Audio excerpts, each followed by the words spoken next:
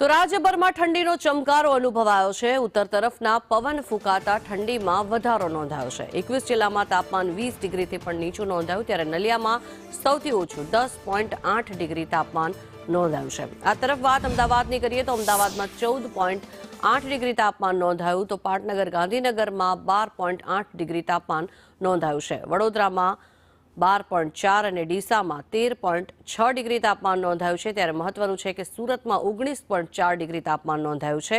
દમણની વાત કરીએ તો દમણમાં 18.2 ડિગ્રી તાપમાન નોંધાયું, ત્યારે ભુજમાં 15.2, કંડલામાં 12.2 ડિગ્રી તાપમાન નોંધાયું છે અને અમરેલીમાં 11.4, રાજકોટમાં 14 ડિગ્રી તાપમાન નોંધાયું છે।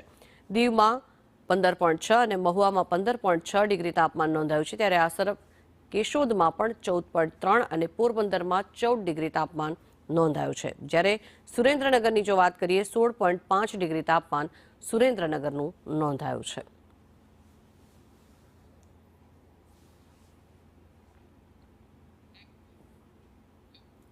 તો રાજસ્થાનના એકમાત્ર પહાડી